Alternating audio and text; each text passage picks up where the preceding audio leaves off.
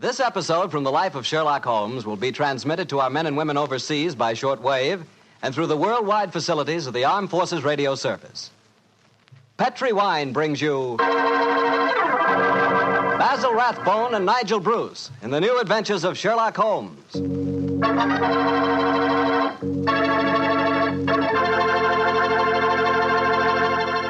The Petri family, the family that took time to bring you good wine, invites you to listen to Dr. Watson tell us another exciting story about his good friend, that master detective, Sherlock Holmes. And I'd like to tell you something that maybe you already know. The fact that America's favorite wine is port wine. Did you know that? If you didn't, you'll know why port is the way out front favorite if you'll just sample some Petri California port. You just look at that Petri port and you know it's good. That wonderful, deep, rich red color. And Petri port is so clear. Just hold it to the light and you can sort of see right through the glass. But what you want to know really about a wine is how does it taste? And I'll tell you something. I've never yet been able to find the adjective that'll do Petri port justice. It's wonderful, honest. You've just got to taste it for yourself and find out for yourself. You'll love that Petri port in the evening after dinner when you're sitting around listening to the radio. And it's perfect to serve your friends when they come over. You can show them that Petri label, too. In fact, you can show it proudly, because the name Petri is the proudest name in the history of American wines.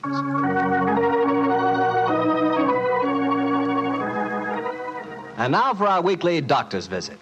Let's see... No, Mr. Bartell, don't say let's see if he's expecting us. You know I always expect you at this time on Monday evenings, my boy. So draw up your usual chair and settle down. Thanks, Doctor. That's it. All alone this evening, Doctor? Where are the puppies? Out on the patio. They had a most unfortunate encounter with a dead seal on the beach this afternoon. In consequence, they're a little malodorous, shall we say. In that case, Doctor, perhaps we'd better change the subject. So, suppose I ask you about tonight's new Sherlock Holmes adventure. Well, my boy, as I told you last week, the story took place in the foul alleyways of Limehouse. It was there on a foggy December evening in 1890 that my story began. An old friend and patient of mine, Isa Whitney, had disappeared, and his distraught wife had come to me for help. Knowing the man to be the victim of the shocking habit of taking opium, I suspected that I might find him in one of the vile dens inhabited by the dregs of the waterfront. And so, Mr. Bartell, about 5 o'clock on that December evening, I began my search. After an hour of fruitless wanderings, I found myself in a vile alley called Upper Swandam Lane. I could hear the distant moans of the river boats as I walked, eyes alert, and hand on the revolver in my coat pocket.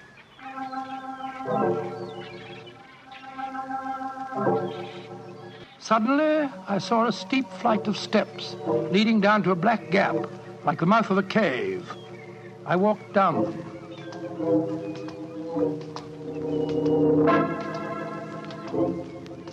The steps were worn hollow in the center by the ceaseless tread of stumbling feet.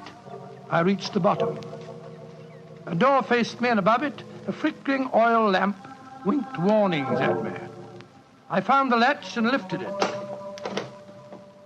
The door squeaked open protestingly. And I entered.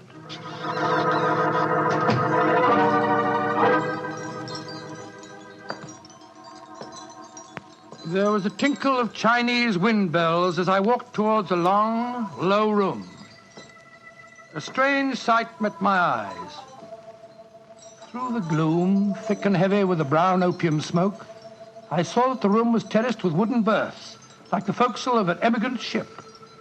Out of the shadows, there glimmered little red circles of light, now bright, now faint, as the burning poison waxed or waned in the metal pipes.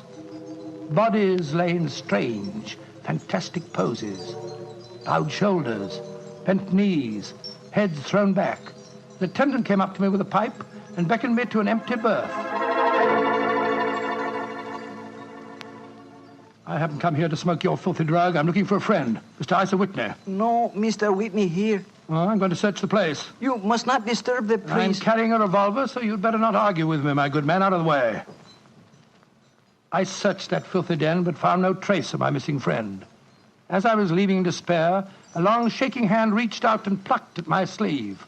I turned, and there, sprawled in a berth, was the wreckage of a man.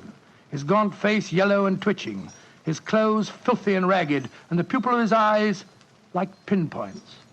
He spoke to me in a thin, quavering voice. Mr. Reverend Saint, get me out of here. Now, look here, my man. Don't say you won't help me, Governor. Ain't you got an heart? Please help me, Governor. Take me out of here. Strike me pink, I'm going balmy, I tell you. Oh, what must you expect if you indulge in this filthy habit? Take me out of here, Governor. I'll go straight this time.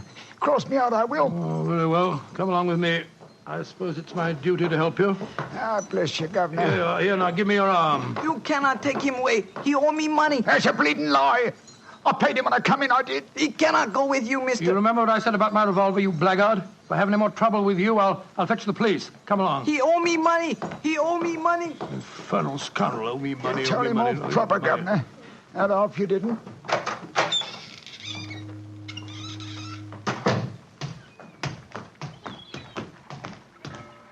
Now, look here, my good man. I'll give you a square meal, some advice, and some medical attention. But the rest Never mind the advice, Watson, but I'll take you up on that square meal. Holmes. Yes, I'm very glad to see you, old fellow. What brought you to that filthy den of iniquity? Oh, gracious me, I went to find a friend. And I, an enemy.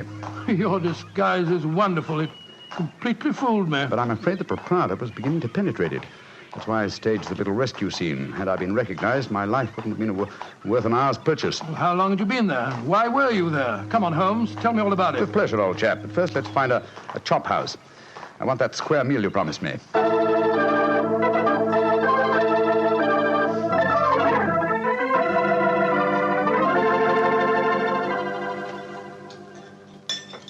An excellent meal, Watson. Yes, they're surprisingly good for such a shoddy-looking place. Well, Holmes, now perhaps you'll tell me what you were doing in that opium den. I've already told you my story. I'm shadowing a most unusual criminal. A man who haunts the opium dens. Yet I know that he himself is not an addict. Oh, I don't see anything very criminal about that. He might be looking for a thrill, or perhaps he's one of those writer fellows or something. But this man pretends to be an addict. I've watched him closely. He fakes his smoking, and grease paint has enabled him to simulate the characteristic pallor of a drug victim. He even affects the typical mannerism of nose scratching, but it's his eyes that give him away. The pupils are wide open, I suppose. Exactly, old fellow. Whereas, if he were really addicted to the drug, they would, as you know, be contracted. I myself always treat my eyes with a special kind of drop on the occasion when, I have to enter these dens. Well, why does a man haunt an opium den in order not to smoke? That, my dear Watson, is the problem that I intend to solve. Well, perhaps the fellow's a policeman or a private detective like yourself, Holmes. I've already checked on those possibilities. No, Watson, I believe there is only one answer. I believe the man is planning a murder. A murder? It's a tempting setting for a murder. Your victim is an addict, drugged and helpless. Your witnesses are in an equal state of befuddlement. The proprietor is anxious to cover up the crime because of the police. Bet you. Yes, Holmes. Now, the question is, who is the intended victim? That, my dear Watson, is why I've been shadowing this man. Unfortunately, he was not present in the den we just left, but I intend to continue my search. Holmes, can I help you? My wife's away, you know. You know, it's a long time since we were on a case together. I shall be delighted, my dear chap. I've missed you sadly during the past few months. And are you, Holmes? What's the next move? Back to Baker Street, old fellow. My disguise is wearing thin, and I must contrive a new one.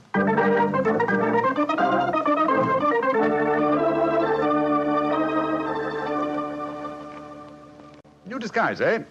Well, which one shall it be, Watson? Well, how about the old flour cellar? I love that one. Well, it's pretty fresh, Yes, Barnett. that's well- Oh, no, my dear fellow, no. Hardly appropriate for an opium den. In any case, the clothes are so wretchedly uncomfortable. Well, how about the music hall singer? Oh, that chap, yes. Oh, I don't want to be beside the seaside. Oh, I don't want to be beside the sea. I don't want to stroll along the prom, where the brass band plays tiddly-um. Oh, confound it. Who can that be? You weren't expecting anyone, were you? No. So this is just like the old days. The doorbell ringing, Mrs. Hudson toddling off and bringing up some poor devil in trouble and... Say that rather wistfully, old fellow. Don't tell me that you repent of marriage. No, of course not, Holmes. Mary's a perfect darling, and I couldn't be happier. Just the same, it is rather fun to be back here again. Come in. Yes, Mrs. Hudson? It's a gentleman, sir. He gave me this card. Says he's very anxious to see you. Wayne J. Leyton, President, Leyton Corporation, Chicago, United States. Ask him to come up, will you, Mrs. Hudson? Aye, sir. Well, it's quite like old times to see you back here, Dr. Watson. Just what I was saying myself, Mrs. Hudson. Mr. Leyton has scribbled a message on the back of this card. If £1,000 for a week's work interests you, you'll see me. £1,000? Big fish, Watson. Very big fish. This way, sir. Thank you. Oh.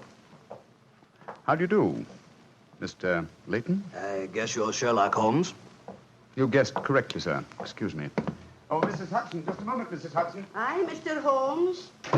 Sit down, won't you, Mr. Leyton? My name's Watson, Dr. Watson. I'm Sherlock Holmes' colleague. Yes, I've heard about you, too. Like a cigar, Doctor? It's a good one. Set me back 3 shillings. Oh, 3 shillings. Oh, thank you. That's very nice. Just put one. Oh, No, I see you introduced yourself. Splendid. And now, Mr. Leyton, may I ask what brings you here? I'll talk fast and to the point. I'm a businessman. I like to do things in a business way.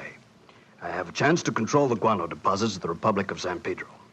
Their minister will be in London tomorrow, and if it weren't for one thing, I know that I could swing the deal and get the concession. And what is that one thing, Mr. Leyton? The deal is secret, see?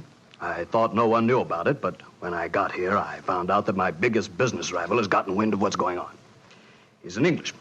I've never met him, but he's right here in London.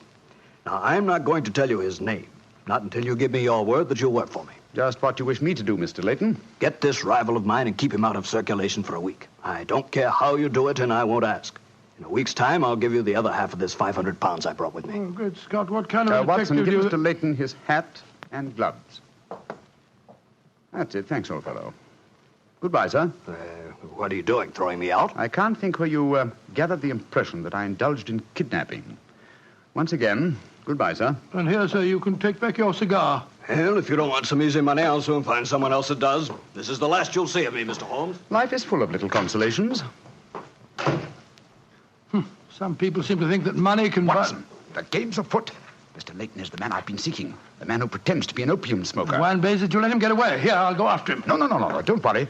I've already arranged for that. Oh, how? When I left the room just now to talk to Mrs. Hudson, I was intending to tell her to summon some of my band of street urchins. You know, the Baker Street irregulars. When she informed me that half a dozen of them were in the kitchen at this very moment, partaking of one of her incomparable steak and kidney pies. The rest should be obvious. You left instructions for one of them to shadow Mr. Leyton when he left here. Elementary, my dear Watson.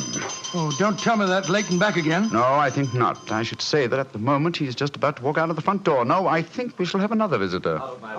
And judging by the commotion, the incoming and the outgoing visitors know each other and are not on the best of terms. Well, it sounds to me as if they're having a fight.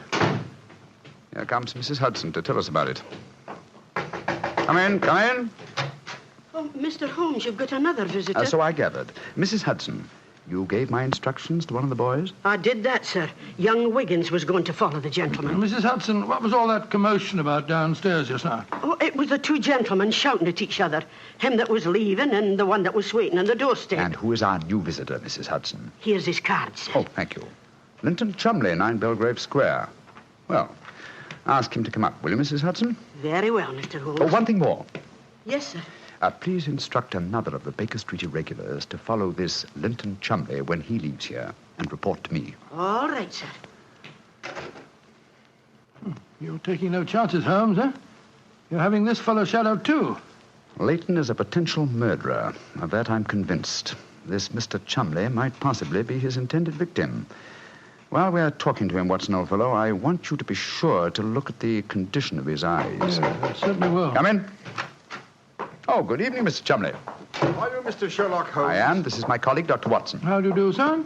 That was Wayne Leyton that was just left here, wasn't it? Won't you sit down, sir? Thank you. I don't want to sit down. All right, you needn't answer my question, but I know it was Leyton. I've never met him, but I've seen his picture in the newspapers. Oh, very well, then, sir. It was Wayne Leyton. I know why he came to you. He's trying to have me put out of the way while he closes that deal on the San Pedro and Guana concession. Now, look here, Holmes. You've got to be on my side. Whatever fee he offered you to dispose of me, I'll double it if you'll take care of him for a few days. Oh, dear me, this is becoming monotonous. Watson? The hat and gloves? Thank you, old chap. That's right. Good night, Mr. Chumley. Look here, Holmes. I'll treble his fee. I'll quadruple it. My dear Mr. Chumley, I have accepted no fee from Mr. Leyton. I don't propose to accept one from you.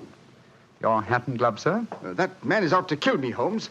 Well, if you won't help me, I'll go to the police. That's an excellent idea, Mr. Chumley. Again, good night.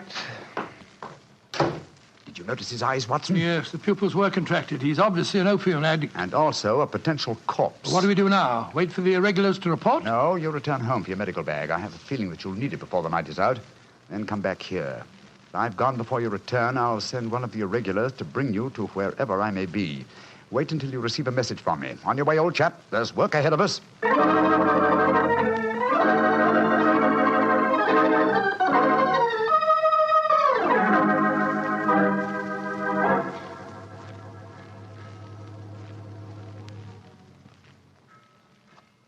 Wiggins, you're certain that this is the place that Mr. Holmes told you to bring me to? Oh, yes, Dr. Watson. The corner of Swanham Line and Brixell Street, Mr. Holmes said. Yeah, well, this is the spot, all right. I don't see any sign of him. Hello? This old woman coming towards us. So that's the disguise he chose. Oh, spare me a few coppers, will you, mister? My feet hurt something awful, and I ain't had a bite of food all day. No, you don't, Holmes. You can't fool me this time. As a matter of fact, your makeup isn't very convincing. You hardly look like a woman, and nobody's nose could be quite as red as that. Don't look like a woman, don't I? My nose is too red, is it? I'll take that. Oh, no, steady, look Making here. fun of a poor old woman who's plighted me. I'm sorry, madam. I didn't mean to insult you. Well, matey, she gave you a bit of what for, all right, didn't she? Box your ears. No mistake about it. You mind your own business. And anyhow, why aren't you aboard your ship at this time of night? Because I'm not a sailor, Watson. It's Mr. Holmes. Great heavens, Holmes. I wish you wouldn't confuse me like this. I'd never have recognized you. My dear Watson, when you're able to recognize me, it will indeed be the beginning of the end. When your eagle eye penetrates my disguise, I shall realize that my retirement is imminent. But enough of this. See that house opposite? You mean the ramshackle place with the broken tiled roof? Yes, I gave the irregulars instructions to let me know at once if our two quarries ever enter the same house at the one time. They're inside there now, and I'm going in after them. Be careful, Holmes. I better come along with you. Can't I come too, Mr. No, Holmes? no, certainly not. Both keep watch outside. If I need any help, I'll smash one of the windows, and then you can come in after me. Wait here for me. I don't expect I'll be very long. I'll be here, Holmes. Don't worry about me. Just take good care of yourself.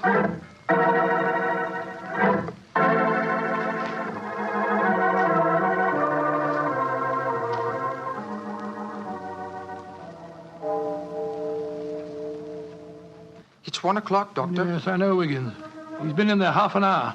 I'm beginning to get worried. Start going after him, sir. No, Wiggins. You know Mr. Holmes. When he gives orders, he likes them. There's the signal for help. Keep watching the house, Wiggins. I'll be out in 5 minutes. Go for the police. Right you are, sir. All right, Holmes, all right. I'm coming.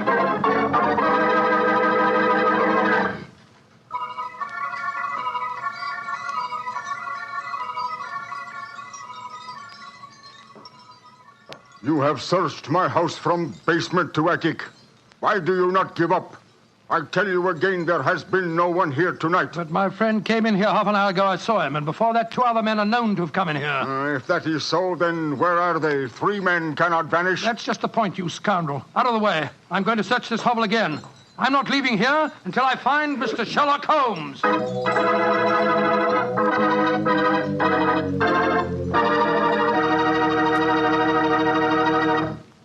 You'll hear the rest of Dr. Watson's story in just a second.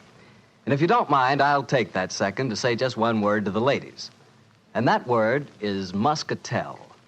Petri California Muscatel. I want you women to know about it because Petri Muscatel is one wine that practically every woman likes. Maybe because it's such a beautiful color, like pale gold. But I guess really because Petri Muscatel brings you the wonderful flavor of luscious, sun-ripened muscat grapes. And that's a flavor. Try Petri Muscatel after dinner, or any time as a change from Petri Port. Remember, if it's a Petri wine, you know it's a good wine.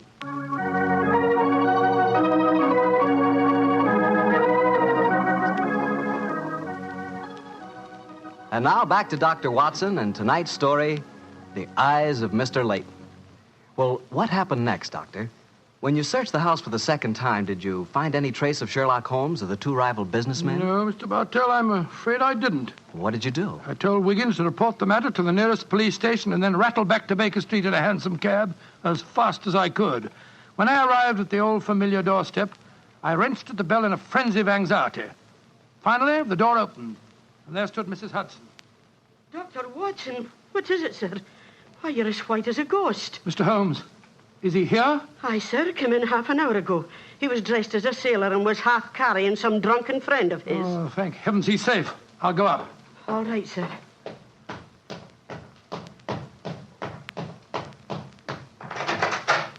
Now, what's no chap? There you are. Holmes, I can't tell you how glad I am to see you. Who's that lying on the sofa? Well, up with your bag, Watson. Though I'm afraid the poor devil's done for. Great Scott, it's Wayne Leyton, the American fella. With a knife wound between his ribs. See what you can do for him, will you? All right. This is extraordinary, Holmes. You said that Leyton was a potential murderer, and now he's a victim himself. The biter bit, eh, old chap? Yes, he's still breathing, but he hasn't a chance. I'll try him with an injection of strychnine. Holmes, how did you get his body out of the house? I searched the place from top to bottom. I found no trace of any of you. When I went in, I found the stabbing had already taken place. The proprietor then bribed me, or rather the broken-down sailor he took me for, to smuggle the body out through the secret stairway leading to the wharves at the back of the house. Well, there's no trace of Chumley there? No, he must have left before me by the same exit. Then you smashed the window and bolted? Yes, I knew that I could count on you to hold the fort while I was getting the body away. Mm-hmm. Just tried to say something, Watson. Yes, the injection's beginning to take effect. Yes, Mr. Leyton? What are you trying to say? Tell us, who stabbed you, sir? Shh. Lips are moving.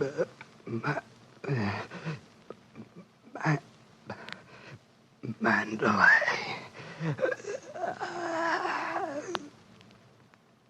He's dead, Holmes. Yes, but he gave us the clue to the murderer's identity. How? In the word he mumbled just before he died. Sounded to me as if he said Mandalay. Precisely, old fellow. Never did a corpse give us a clearer instruction as to our next and final move. And that is? Back to Limehouse, Watson. Back to Limehouse.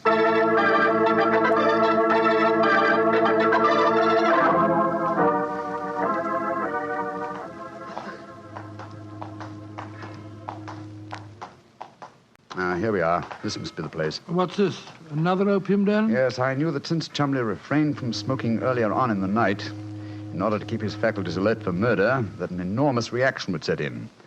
You'd have to find a den at once, and beyond question a different one from that in which the murder was committed. But how do you know that he's inside here? Well, just before you returned to Baker Street tonight, I had a message from one of my regulars. He tracked him here after he escaped from the scene of the stabbing. That was a couple of hours ago. He might have slipped away again. No, Watson, tonight he came to drown his senses with a wretched drug. He'll be here. Come on.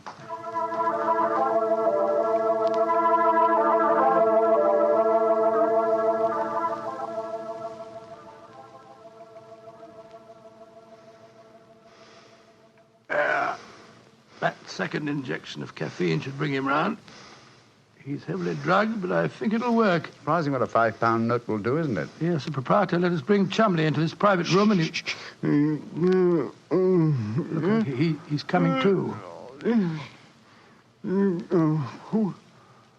Who are you? What do you want? You remember me, sir? I'm Sherlock Holmes. Oh, yes, I remember you. You're in serious trouble, Mr. Chumley. Very serious trouble. Trouble? What trouble? Wayne Leyton didn't die. Oh. He's badly wounded, but he's going to live. He's at Baker Street now. He wants to go to the police and give evidence. You've got to get me out of this, Holmes. I'll pay you anything. 10,000, 20,000. Why did you stab Leyton? He was in my way. I wanted the San Pedro concession. I meant to kill him. But we can fix it up now, can't we, Holmes? We can fix it up now. Yes, we can fix it beautifully, sir. As neat a murder confession as ever I listened to, Holmes. Exactly. Come along, Mr. Chumley. I think some night air will be good for you. We'll take you for a nice drive to Scotland Yard.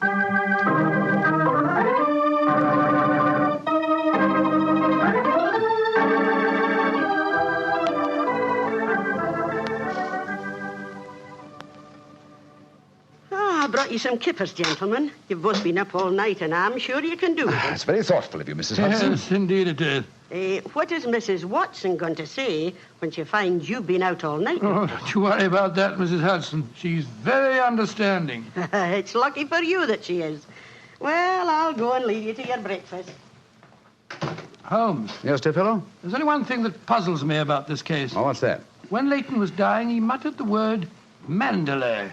How did that give you the key to the murderer's identity? Oh, The dead American had never met Mr. Chumley, you remember, except when they bumped into each other in our hallway. Yes, he told us that he recognized him from the newspaper photograph. And being an American, he had no reason to know that the name Chumley is in no way pronounced the way it is spelt. But I never thought of that. Chumley. That name's spelt C-H-O-L, Chol, M-O-N, Mon, D-E-D, L-E-Y. Chol Mondeley. Mondeley. Precisely, old fellow. What you thought to be Mandalay was really Chol Mondeley, the name of the murderer. What an amazing case. You did a remarkable job, Holmes. I'm beginning to be confoundedly sleepy. Why not sleep, old chap? Your old room's all ready for you. Are you going to take a nap? Oh, dear me, no. I have much too busy a day ahead of me. Let me look at my engagement book. Baxter Square murder. I've put the police on the track. The Duchess of Ferrers. I've got her material. The princess who was about to run away from home. Good gracious me, let her run. The Pope's cameos. Ah, yes. His Holiness must not be kept waiting. Can I help you again, Holmes? Mary doesn't return until tomorrow. Well, I thought you were sleepy, old fellow. Sleepy rubbish. I never felt more wide awake in my life.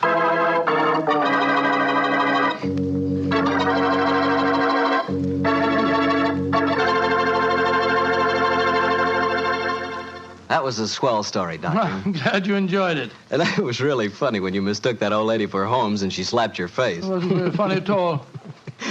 Sure it was. Come on, admit it, Doctor. Well, she did look like Holmes in disguise, you know, and you would have made the same mistake that I did. Okay. Her nose was ridiculously red, and she did look like a man. Look, Doctor, forget I ever said anything. I won't say another word. I'll keep my mouth closed forever. Oh, come on, I wouldn't do that. Mr. Bartell? Mr. Bartell? Won't you even open your mouth to finish your wine? Your Petri wine? Okay, you win. You know I'll open my mouth for Petri wine anytime. That Petri wine is always good wine. And for good reason, too. The Petri family has always owned and operated the Petri business. They've been making fine wines for 3 generations, since way back in the 1800s. That adds up to a lot of experience. Experience handed on down from father to son, from father to son. The Petri family really knows how to turn luscious California grapes into fragrant, delicious wine. And that's why, no matter what kind of wine you want, I'm sure you'll like it better if it's a Petri wine. Because Petri took time to bring you good wine. And now, Dr. Watson, what story are you going to tell us next week? Well, now, next week, Mr. Bartell, I'm going to tell you a most unusual adventure that Holmes and I had in the heart of the English countryside. It concerns a corpse, a missing revolver, and a beautiful girl who was frightened of her own shadow.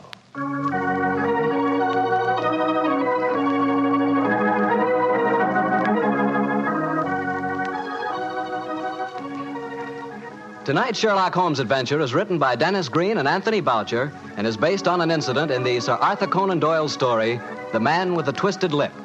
Mr. Rathbone appears through the courtesy of Metro-Goldwyn-Mayer, and Mr. Bruce through the courtesy of Universal Pictures, where they are now starring in the Sherlock Holmes series.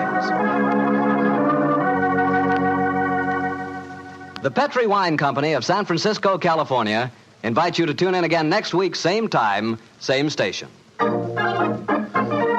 The Petri family took the time to bring you such good wine. So when you eat and when you cook, remember Petri wine. To make good food taste better, remember... Petri